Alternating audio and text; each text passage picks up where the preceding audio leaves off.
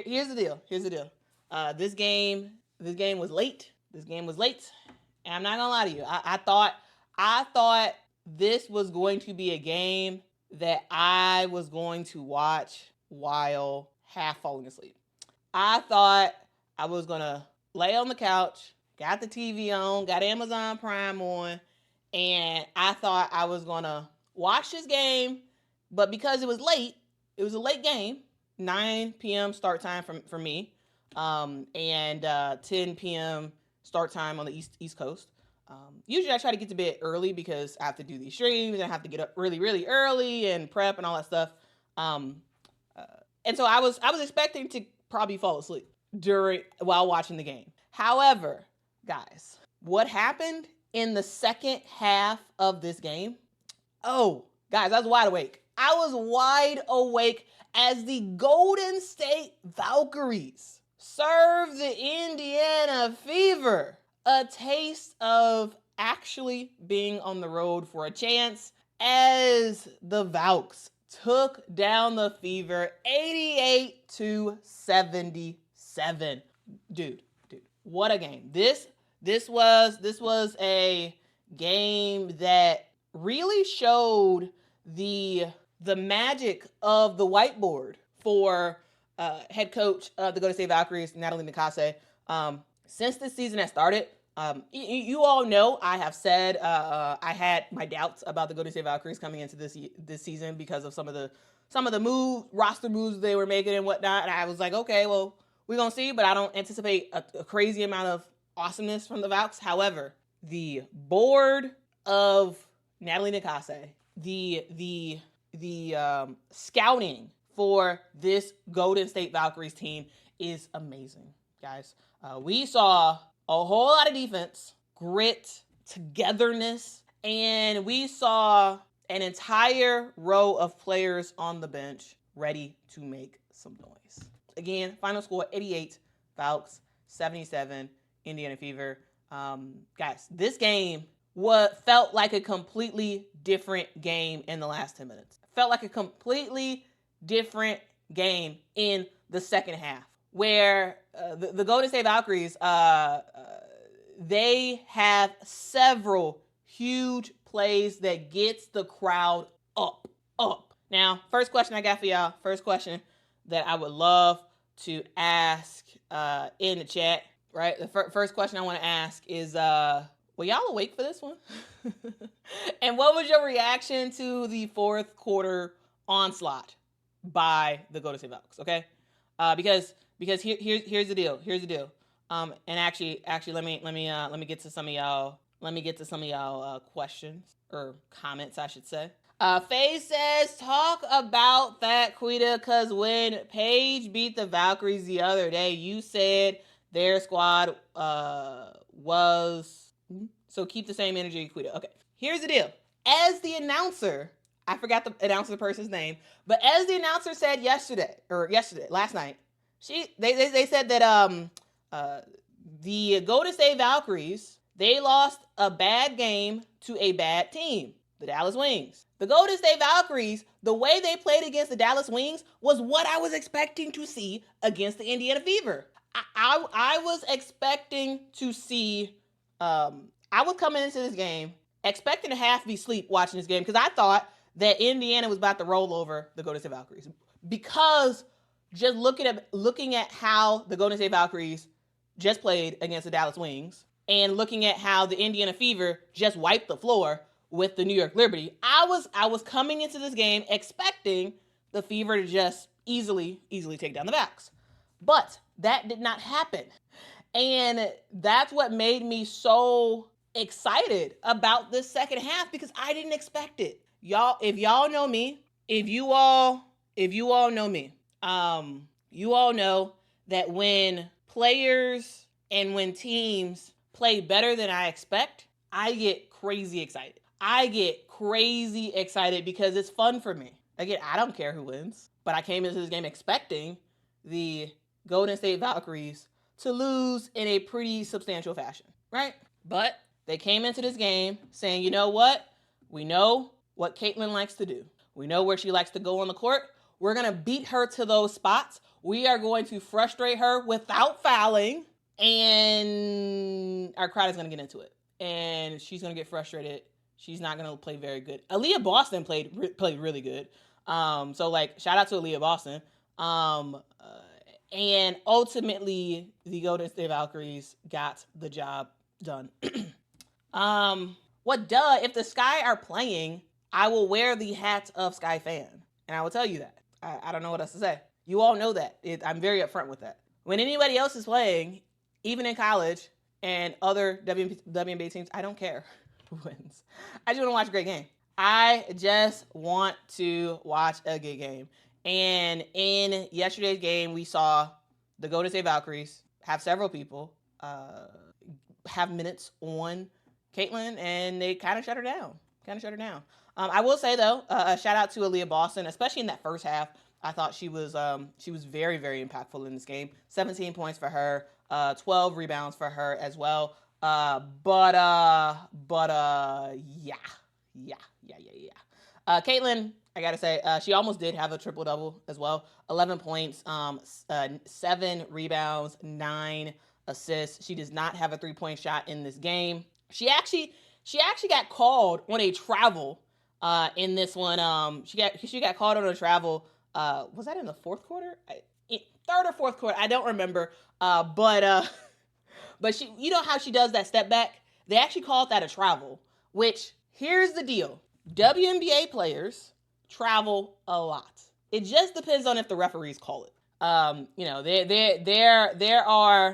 There are so many WNBA players who travel, guards and post players alike, and they're kind of traveling all the time. It just depends on if the referees want to call it, and that and they called it on that one.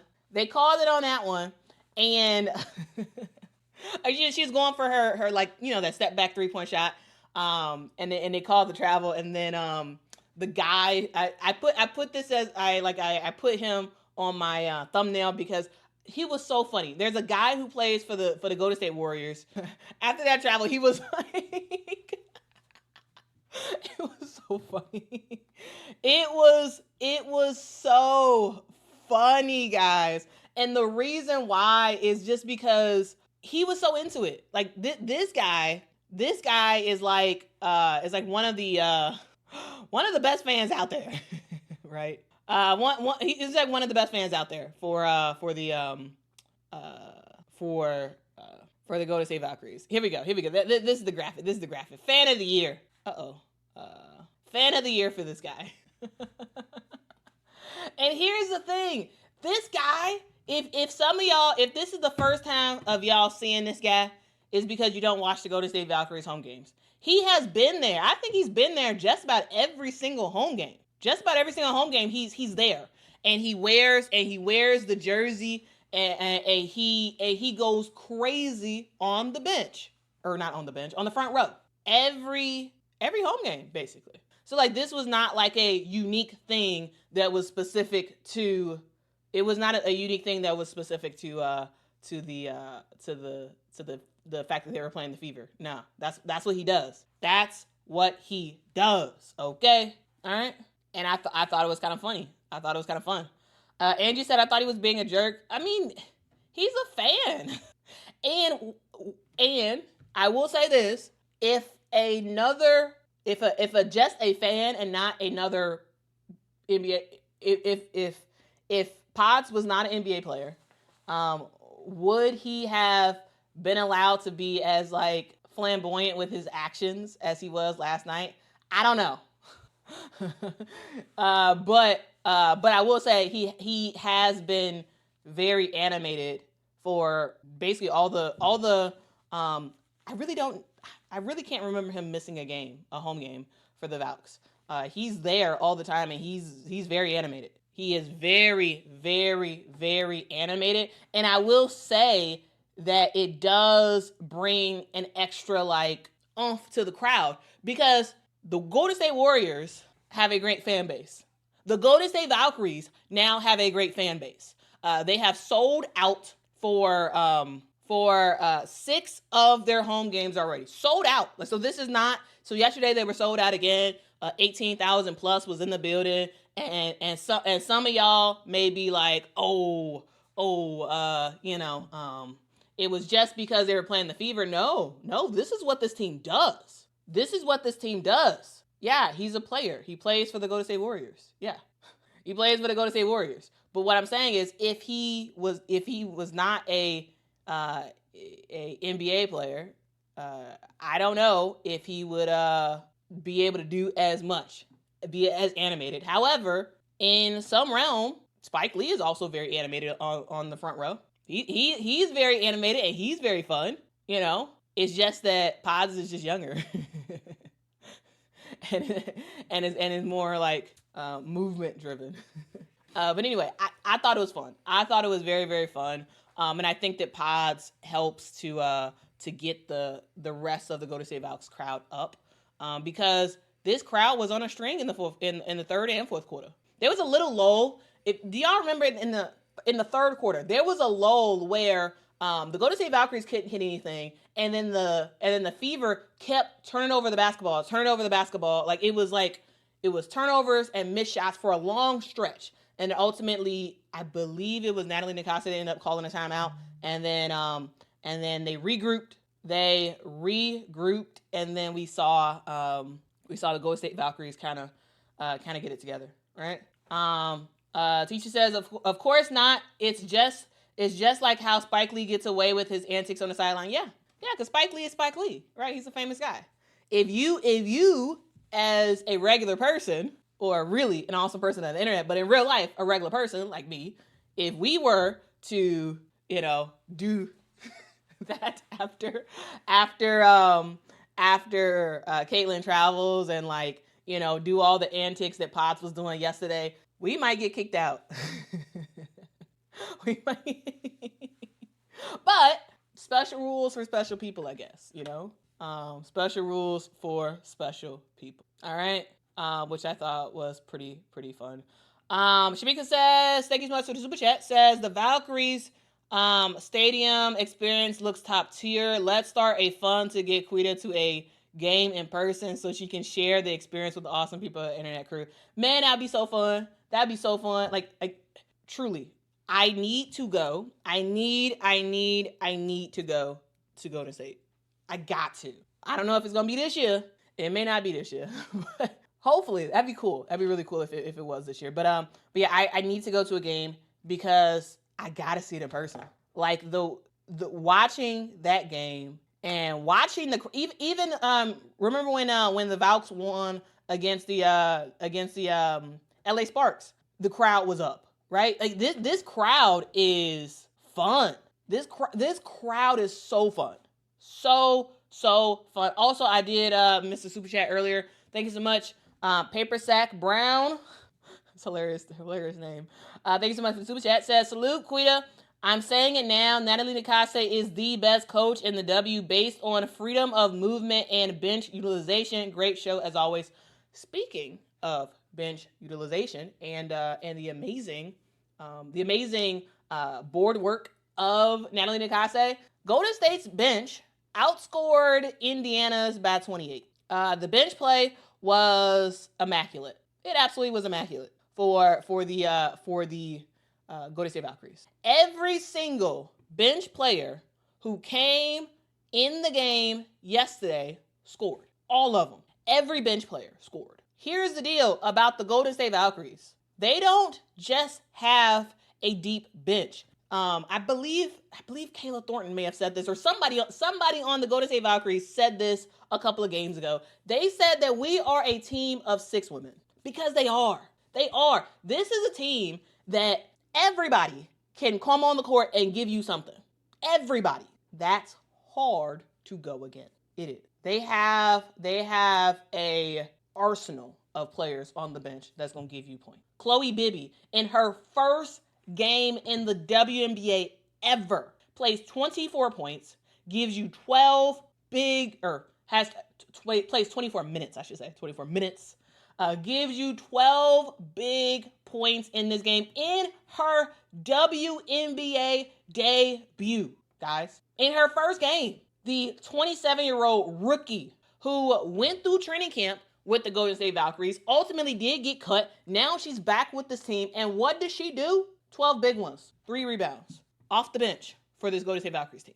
Okay, let's go down the line. Letitia Amihere, LA, goes through training camp with the Golden State Valkyries. What actually was picked up in an expansion draft, joins the Golden State Valkyries, goes through training camp, gets cut at the end of training camp, has a great preseason, right? Gets cut, and there was a lot of like, why'd you cut her and yada, yada, yada. I guess trust the process. Letitia Amihere is back with this team because of the players going overseas, because of the just sheer amount of Eurobasket players that this Golden State Valkyries team has. They had to pick up some more players. So they picked up Chloe Bibby back on this team. They picked up Letitia Amihere back on this team. These 2 players have gone through training camp. They know the whole process. And Letitia Amihere played some fan-freaking-tastic defense, guys. Play some big-time defense. What was it in the fourth quarter where Letitia Amihere ended up playing some fantastic help defense on, was that Aaliyah Boston? And she ended up kind of blocking the shot. And she had 4 blocks in this game. Like Letitia Amihere was amazing. And I tell you, if LA gets cut, but when these players come back, when the Eurobasket players come back, she needs to get picked up immediately. Like, I feel like I've seen enough. Like yes, people could have said, oh, she did what she did in preseason, but that's preseason, whatever. Nah. The game that we saw Letitia Amihere play defensively, guys, was huge. And offensively, she was doing her thing. 10 points for her, 4 blocks, 4 big blocks, 3 assists, 3 rebounds. She did a little bit of everything when it comes to Letitia Amihere. Guys, dog. It was fantastic to see. It was fantastic to see, guys. It really was.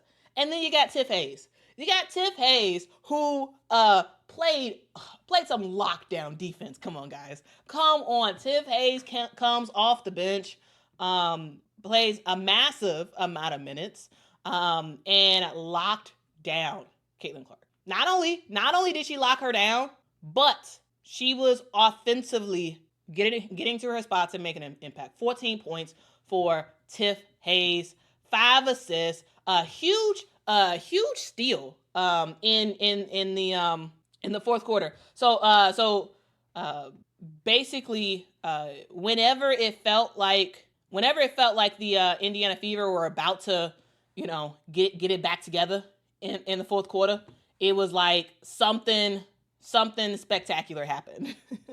Right? It was like something spectacular for the Golden State Valkyries happened.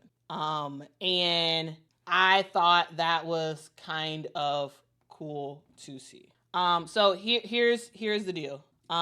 Here is the deal. This Golden State Valkyries team is special. This team is so very special. And I don't know how you can look at this team and look at the players on this roster and not be amazed at what they are doing on the court, right? Whether it's Tiff Hayes making a long mid-range jumper, whether it's Kate Martin dropping a big-time 3-point bucket, whether that's Chloe Bibby, a player that most people had no idea existed, coming in the game, making big shots. This Golden State Valkyries team is amazing. It just is. I love the confidence that this team has coming off the bench. And my question to you is, what bench player impressed you the most? Right? Was it Kate Martin with that giant 3-point shot, finishing with 9 points in this game? Was it Tiff Hayes and her fantastic defense? Was it Chloe Bibby kind of coming out of nowhere to make some stuff happen? Or it was Letitia Amihere stepping up and stepping out? Who was the player you were most impressed with? For me, I love defense, okay? I love defense, and so for me, the best player off the bench for the Golden State Valkyries is Tiff Hayes. Hands down, in my opinion. But what do you say? I'm curious to hear what you all have to say. All right, and then, of course, we got to talk about the starters. I spent a long time talking about the bench because, well, also Tiff Hayes is not really a bench player. She's just not. She's not really a bench player. So that's that. But she's had all those facial injuries and whatnot. So like, she's coming off the bench right now, but like she's not a bench player.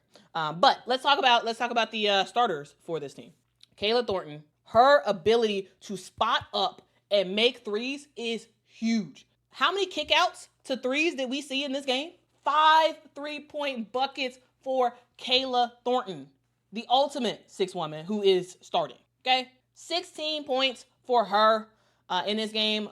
16 points for her, 6 rebounds. She did her absolute thing in this game. Mo Billings also was a big factor in this one. 8 points for her. We got Carla Late, who does her thing as well. Veronica Burton as well. Like, what I'm trying to say is there is not one star on this team.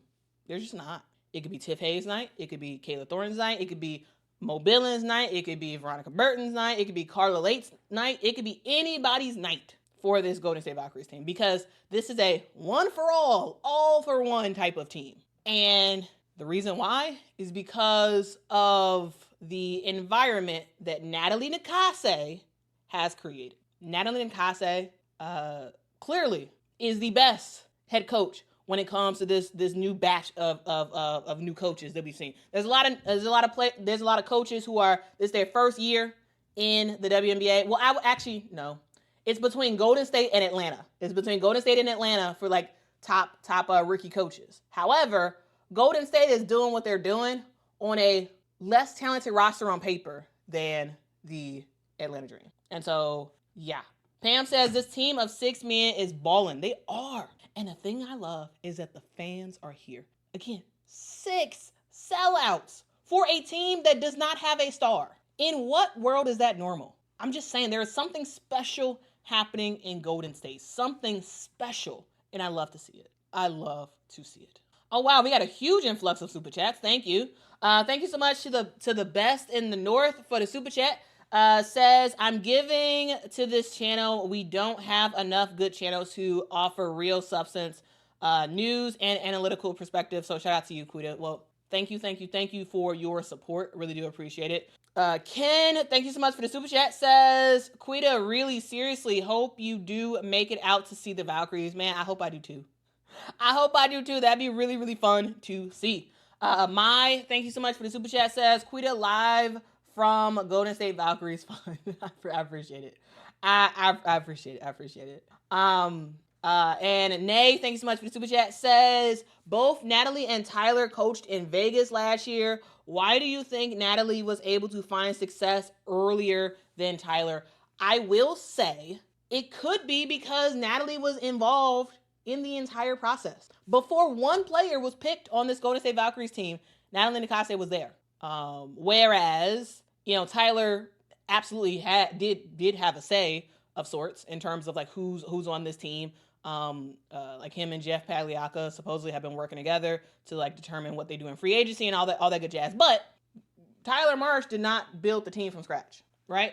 We had Ohema is the GM for the Golden State Valkyries. Her and Natalie, they were the ones who literally every single player on this Golden State Valkyries team was hand selected by those two. And so it could be that Natalie had a very, very, very specific type of offense and defense that she wanted to play. And her and Ohema really worked out some stuff, and they were like, okay, well, if this is what you want to run, let's get these players. And while it didn't totally make sense at the time, again, when the expansion draft happened, and after it was over, I was like, yeah, this is a team of bench players. Like they got a whole team of bench players that they just picked up, and then we saw what they did in terms of just like signing free agents, and when we saw what they did in the WNBA draft, and it didn't totally make a lot of sense, but it's very clear that because she had the opportunity to literally construct this roster from scratch, there was nothing. Whereas Tyler, this could be good or bad because look at what's happening in Atlanta. Like it's actually a success, right? In terms of like, players who were already on the team and whatnot before before Coach. Oh darn it! I just blanked on his name. The head coach of the Atlanta Dream, who used to coach at, wasn't he the coach at Florida Gulf Coast, I believe. Anyway, there's something to being able to have literally every single player handpicked versus how can we make this roster better? How can we make this current roster that's already here with contracts that I can't change? How can we make this work? Instead of literally, let me select let me select each player that I want, right? Because in the expansion draft, they could select, they were able to pass on anybody, on any team. And didn't they pass on the Seattle Storm? Like wasn't the Seattle Storm a team that they passed on in terms of picking up like a player? So like strategic and strategy and having the ability to start from scratch could be very beneficial if you know what you're doing. And it's very clear that the Golden State Valkyries knew what they were doing. They weren't just talking the talk. They had the brains to back it up. Does that make sense? Does that make sense in terms of logic? There we go. Carl Semesco. There we go. Thank you. Carl Semesco. He inherited a Atlanta Dream team that already had stars on it, like Ryan Howard and Alicia Gray. And then we saw Brittany Griner be added to the roster. We saw Brianna Jones be added to the roster. We saw some changes happen to this Atlanta Dream team, and we see that Atlanta, for the most part, is rocking and rolling, right? Teresa asked, did Bree Hall play? She did not play. Yesterday. She did not play. She did not play. Aerial Powers did not play, and Caitlin Chen did not play in yesterday's game. JN, thank you so much for the super chat, says bench player / 6-man always play harder. I mean, yeah. Especially if you're looking at the Golden State Valkyries, yes, they do.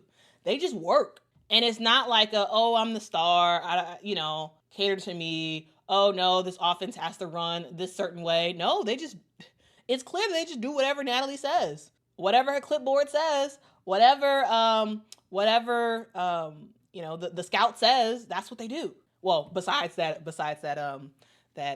Dallas Wings game, which was pretty bad for them. But you get what I'm saying. Like, this is a very good, very, very good team that did the thing. And when we talk about the Golden State Valkyries, we got to talk about the defense, because defensively is what beat this defense is what beat this Indiana Fever team, right? And it started from the head, right? If you want to stop the Indiana Fever, if you want to beat the Fever and win that game, you got to start with one player, Caitlyn Clark, of course. Caitlyn finished with just 11 points. Like, she, I think, only made like 3 field goals. Like, she was 0 for 7 from 3. Like, she just couldn't do anything. And the reason why is because of defense. This was the second time in her WNBA career that she has not hit a 3-point shot. And it's because the Golden State Valkyries was like, hey, not in our house, right? You had Tiff Hayes, Kayla Thornton, LA, and others who were just, everybody was just taking it, doubles, trapping her, forcing her a certain way,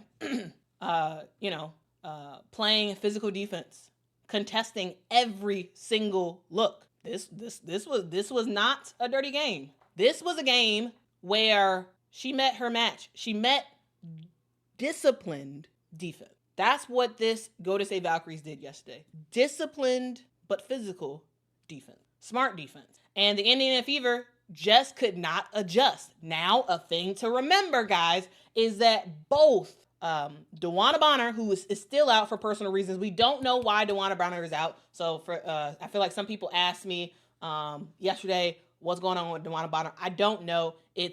She's out for personal reasons. We don't know what it is. I'm not speculating either. I don't know. But she's still out. And then we also have Stephanie White, who has had to take a step away from the team.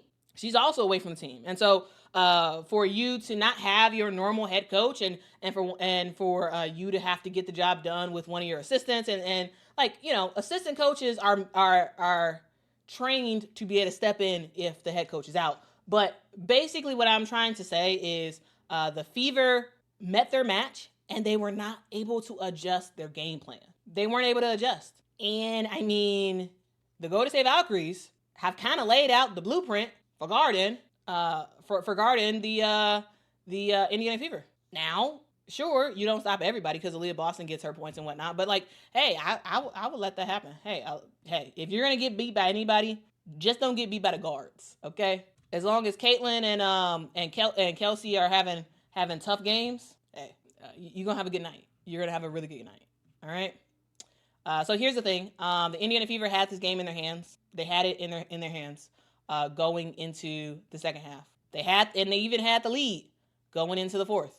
But Golden State, I was about to say the Golden State Warriors, the Golden State Valkyries handle their business late in the second half. In that fourth quarter, they go on a 33-18 run in the fourth quarter. 33 points in the fourth quarter.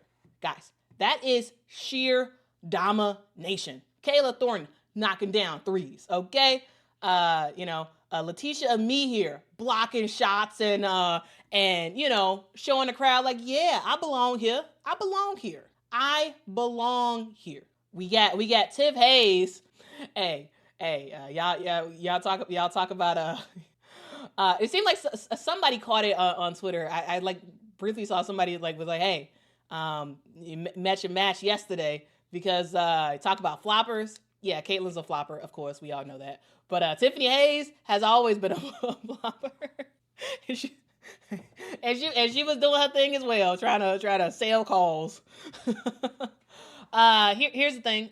Yes, the Indiana Fever did miss Stephanie White last night, and that family matter, personal matter, or whatever that she's dealing with, like that made an impact. And if Stephanie White was there, maybe this game does not get as out of control in the fourth quarter. Austin Kelly was the interim head coach, and he tried to do his thing, but like, hey, the Fever did not have a backup plan ready for what the Golden State Valkyries was trying to do on offense or on defense, and so that was kind of cool. So late game, guys, a question for you: do you think that the Indiana Fever's late game struggles was specifically about coaching? Was it just that the Fever were tired, or is it just a red hot Valkyrie squad that was locked and loaded and there was nothing anybody could do to stop them? I'm curious to hear what you all have to say. LK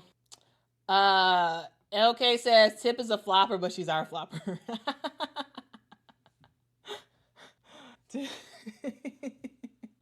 Tip is a flopper, but she's our fault. That's spoken like a true fan. That's what. Hey, here's the thing about a fandom. You get upset when another team does the same thing your team does, right? It is very true. It is very true. That's what fans do. That's what fans do. Okay. Bright says no excuses. They just got outplayed. Yeah. The Golden State Valkyries bench was amazing. Absolutely amazing. Heather said Fever lost because Caitlyn Clark was off and the Fever are hot. Okay. June says the Valkyrie squad was locked and loaded and played a great game. They did. Yeah. But again, it just shows the great signings that the Golden State Valkyries have done, because again, the only reason you got Chloe Bibby and Letitia Amie here is because you got some girls over in Eurobasket. And also, guys, speaking of Eurobasket, I do want to do some quick updates for you all just to make sure you all are aware, because right now, basically as we speak over in Europe, we do have, also guys, just real quick, player of the game, definitely Kayla Thornton, who did her thing, okay?